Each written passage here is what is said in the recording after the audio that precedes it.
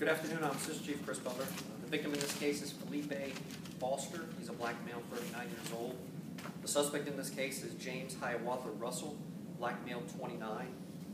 James does have an extensive criminal history. We'll be happy to get that to you. On Sunday, November 4th, 2012, at 5:30 p.m., police officers were dispatched at the 900 block of A. Philip Randolph Boulevard. When police officers arrived, they found the victim suffering from multiple gunshot wounds. He was transported to an area hospital where he later died. Homicide Team 6 responded to conduct the investigation, and that was led by Detective Dennis Sullivan.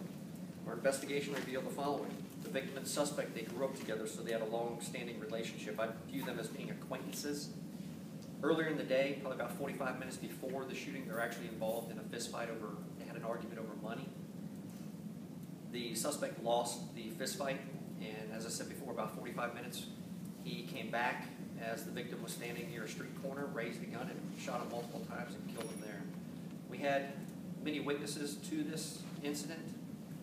The team actually conducted and concluded the investigation rather quickly. By about 10 p.m. that night, they actually concluded the investigation, and the arrest warrant was obtained for the suspect. The suspect fled, and that information was given to our criminal apprehension team to locate him. While that was happening, he was actually arrested up in Georgia for possession of a firearm by convicted felon, charges that were unrelated to this incident. And he's been incarcerated probably since about the middle of June of 2013 in Georgia State Prison. And he was released, and he came back here actually on the 20th, where we interviewed him in the homicide unit.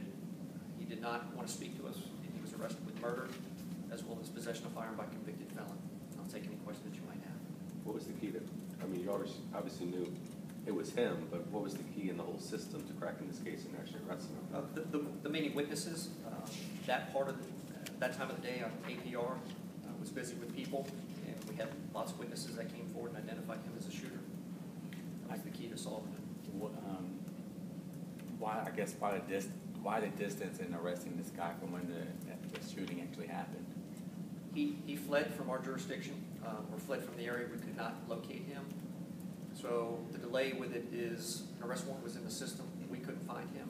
And during the time that he committed this murder, to the time that Georgia authorities, I don't know where or who arrested him, he was actually arrested and charged with possession of firearm by convicted felon by Georgia. So the delay in it is that my understanding is that Georgia wanted him to complete his sentence that he received up there for the crime that he committed in their jurisdiction. So when did you all know that he was in Georgia's custody? Had to be, I think, shortly after he was arrested up there. So you all have known he's been Yes, incarcerated? we do. And what we do is actually that jurisdiction places what's called a detainer is placed on him, so that jurisdiction knows that we have charges against him, and when he's finished with his sentence, then we'll bring him back here and he'll answer our charges.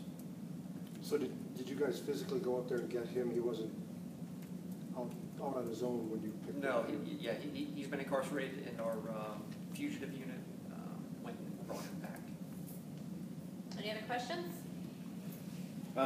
Typically, people don't talk. I mean, it seems like this is a big problem in Jacksonville, these witnesses who aren't, I guess, the code of silence. Is this a case that kind of broke the mold? Not in all cases. I know we do have some challenging investigation where people do see things and they're not willing to come forward about it. This is one of those that, it shocked the community. I mean, here you have an individual, they're involved in a fist fight earlier in the day, 45 minutes before this, and he comes back with a gun and shoots and kills the individual. In fact, I think there's quite a few witnesses. I don't know the exact number, but they came forward and talked. And yeah, absolutely. Anytime we can get information from the public and witness these crimes, it definitely helps solve them. Makes it a lot easier. And you guys are just charging him with this murder as of right now? I know he has like a lengthy, Yeah, he's got a lengthy criminal history, but as far as his current charges for us, it's going to be the murder and then possession of firearm by convicted felon. Any other questions?